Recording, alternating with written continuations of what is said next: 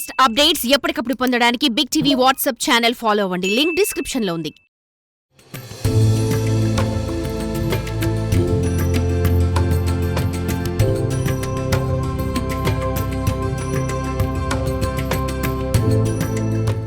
ఉమ్మడి కర్నూలు జిల్లా నంద్యాల సమీపంలో మహానంది మండపంలో వెలసిన సుప్రసిద్ధి తీర్థ క్షేత్రమే మహానందీశ్వర ఆలయం. నంద్యాల జిల్లా నల్లమల్ల కొండలకు తూర్పున చుట్టూ అడవుల మధ్య ఈ మహానందీశ్వర స్వామి వెలిశాడు. మహానందికి 15 కిలోమీటర్ల దూరంలో నవనందులుగా పిలువబడే 9 నంది పుణ్యక్షేత్రాలున్నాయి. నవనందులలో ఒకటైన మహానందీశ్వర పుణ్యక్షేత్రం మహానందిలో ఉంది. ఈ పురాతన ఆలయం 1500 సంవత్సరాల నాటిదని చారిత్రక ఆధారాలను బట్టి తెలుస్తుంది. అయితే 10వ శతాబ్దపు పలకల శాసనాలు ఆలయాన్ని అనేక సార్లు మరమ్మతులు చేసి పునర్నిర్మించినట్లు చెబుతున్నాయి.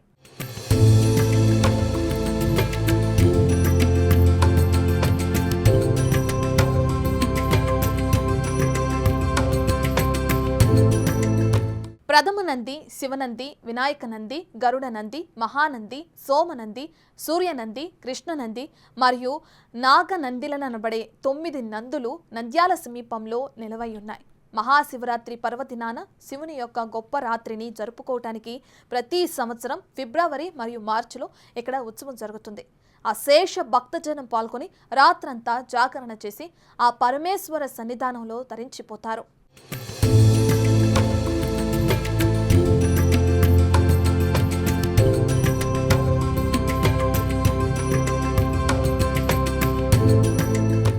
మహానంది తీర్థక్షేత్రం చేరుకోవడానికి రోడ్డు, రైలు, విమానయ మార్గాలు ఉన్నాయి. మహానందీశ్వర ఆలయం కళ్యాణి లేదా పుష్కరిణి అని పిలువబడే మంచినీటి కొలనుకు ప్రసిద్ధి చెందింది. పురాణ ఇతిహాసాల ప్రకారం నందాస్ అని పిలువబడే స్థానిక రాజులు 10వ శతాబ్దంలో ఇక్కడ పాలించారు. అప్పట్లో అనేక దేవాలయాలను నిర్మిస్తూ వారి పితృదేవత అయిన నందిని విశేషంగా కొలవటంతోనే మహానంది అని పేరు వచ్చినట్లు చెప్తున్నారు. మహానందీశ్వర ప్రధాన ప్రవేశ ద్వారం వద్ద 2 చిన్న కొలనులు మరియు ఆలయం లోపల ఒక పెద్ద కొలను ఉంటుంది.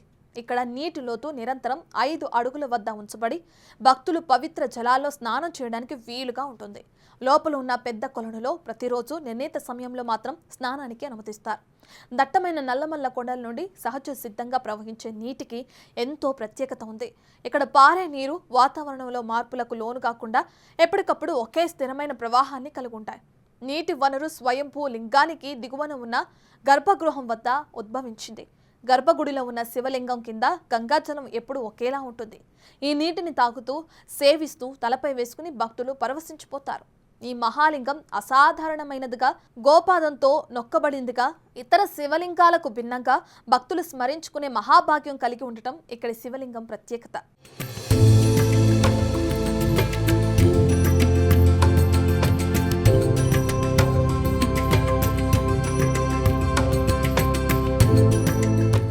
ఆలయ ప్రాంగణంలో ఉన్న కోనేటిలో నీరు శ్వేతవర్ణంలో ఉంటుంది.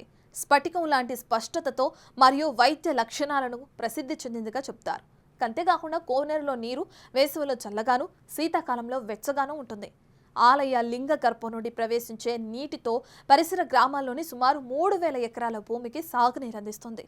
అత్యధికంగా వరి, అరటి, కూరగాయలు మరియు పూల తోటలకు సాగునీరు పుష్కలంగా అందుతుంది.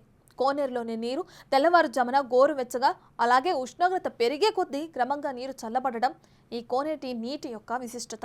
నవనందుల్లో ఒకటైనటువంటి మహానంది క్షేత్రంలో మనం పుష్కరిణి సంబంధించిన ఈ యొక్క ఆలయ సంబంధించిన గర్భాలయం దగ్గర ఒక కోనేరు, ఆలయ సంబంధించిన ఎంట్రన్స్ భాగంలో కూడా మిగతా 2 కోనేట్లు గలవు. అయితే ఇక్కడుండే మహానంది క్షేత్రాన్ని దర్శించుకునేటటువంటి భక్తులు ఈ యొక్క వాటరు ఎంత స్వచ్ఛంగా అంటే ఆలయ సంబంధించిన గర్భాలయం నుండి నల్లమల్ల అటవీ ప్రాంతం నుండి ఆలయ సమీపంలో గర్భగుడి నుండి 5 పాయలుగా ఇక్కడ 3 పుష్కరుల్లో చేరుకుంటున్నది చారిత్రకమైనటువంటి నానుడి. అయితే ఇక్కడికి వచ్చేటటువంటి భక్తులు మనతో మాట్లాడడానికి ఉన్నారు.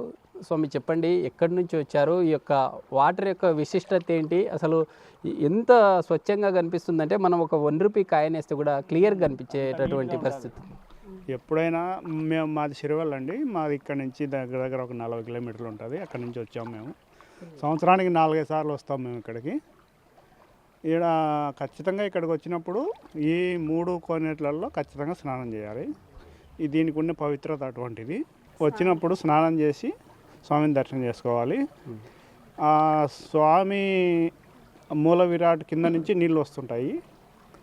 ఫస్ట్ రుద్రగుండంలోకి వస్తాయి. అక్కడి నుంచి ఇక్కడ బయట కోనేట్లలోకి 2 కోనేట్లోకి వస్తాయి. ఇక్కడ నుంచి అరటి తోటలోకి పోతాయి. ఇది బాగా మహిమగల పుణ్యక్షేత్రం. ఖచ్చితంగా ప్రతి ఒక్కరూ దర్శనం చేసుకోవాల్సిన క్షేత్రం. మనం చూస్తూ ఉన్నాం, వేలాది మంది భక్తులు వచ్చి ఈ యొక్క స్వామివారిని దర్శించుకున్న తర్వాత ఇక్కడే ఈ కోనేటిలో ఈదులాడుతూ లేదా స్వామివారికి సంబంధించిన ఈ వాటర్ని చేసిన స్వచ్ఛంగా కనిపించడం ఈ యొక్క ఆలయ ప్రత్యేకత అంటారా? ఈ మహానంది క్షేత్రం యొక్క ప్రత్యేకత ఇదేనండి. ఎంతమంది స్నానం చేసినా కూడా నీళ్ళు కలుషితం కావు, చాలా స్వచ్ఛంగా ఉంటాయి.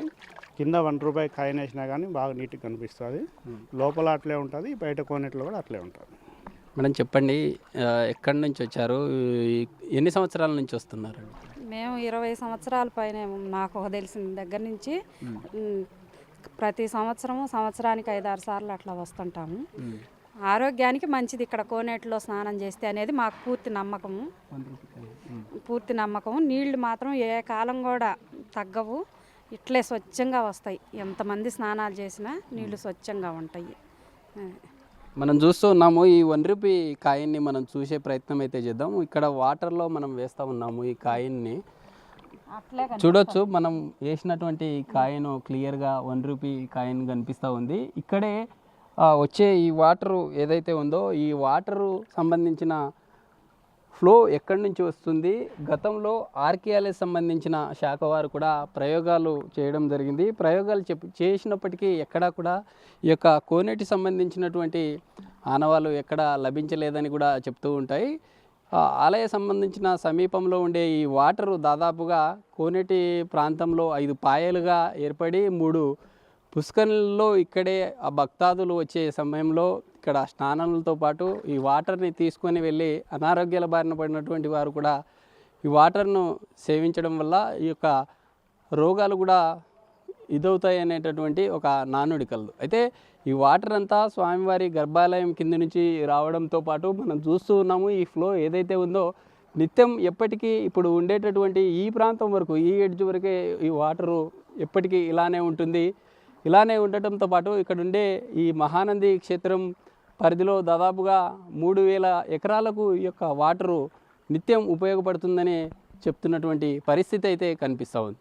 ఇది మొత్తంగా ఈ యొక్క పుష్కరిణి ఈ యొక్క ఆలయ సంబంధించిన ఉండే పరిసర ప్రాంతంలో ఉండే ఈ 3 కోనేట్ల యొక్క ప్రత్యేకతలని ఉండే భక్తులు స్వామివారిని ఇక్కడ ప్రత్యేకంగా స్వామివారిని దర్శించుకున్న తర్వాత ఇక్కడ ఖచ్చితంగా ఇక్కడ ఉండే వాటర్లో స్నానాలు ఆచరించడం కానీ ఈ వాటర్ని తీసుకెళ్ళడం ద్వారా మంచి జరుగుతుంది అనేది ఒక ఆనవాయితీగా వస్తుందని తెలుపుతున్న పరిస్థితి.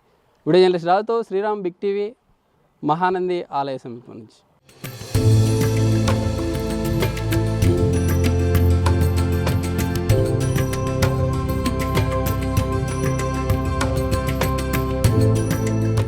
ప్రథమ గణాల్లో ముఖ్యుడు నందీశ్వరుడు. ఆయన పేరు మీదుగా వెలిసిన మహానంది ఆలయం తెలుగు రాష్ట్రాల్లో సుప్రసిద్ధ తీర్థక్షేత్రం. జల ప్రాధాన్యతను బట్టి తీర్థమని, అలాగే స్థల ప్రాధాన్యతను బట్టి క్షేత్రము అని పిలుస్తారు. జల, స్థల రెండింటి విశిష్టతను బట్టి ఈ మహానందీశ్వర ఆలయమును మాత్రం తీర్థక్షేత్రం అని పిలుస్తారు. ఈ ఆలయానికి చుట్టుపక్కల మరో 8 శివాలయాలు ఉన్నాయి. మహానందితో కలిపి నవనందులుగా పిలిచే ఈ ఆలయాలను ఒకే రోజు దర్శించుకోవటం మహాపుణ్యదాయకంగా చెప్తారు. విభూది రాస్తే సంబరపడిపోయే భోళా శంకరుడు, చెన్నెడు నీళ్లు పోస్తేనే వరాలిచ్చేవాడు ఆ పరమశివుడు తప్ప మరొక దేవుడు ఎవరూ మనకు కనిపించరు.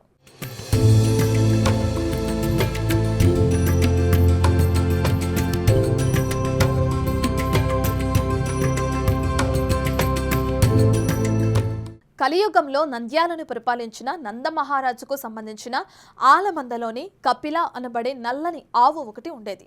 ప్రతి సాయంత్రం పాలిచ్చేది కదట. ఆ ఆవు పాలు ఏమవుతున్నాయి, ఎవరు పిండుకుంటున్నారని రాజు ఆవుల కాపరిపై ఆగ్రహించాడు.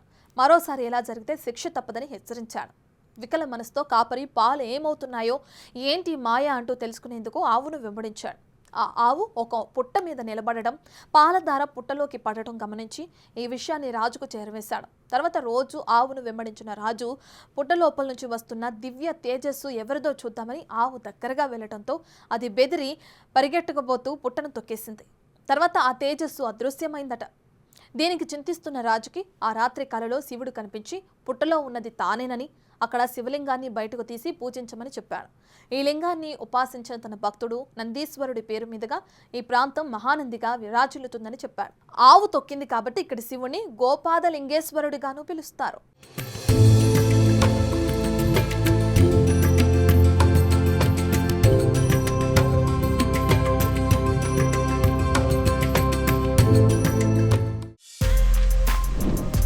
For more videos like this, subscribe Big TV channel.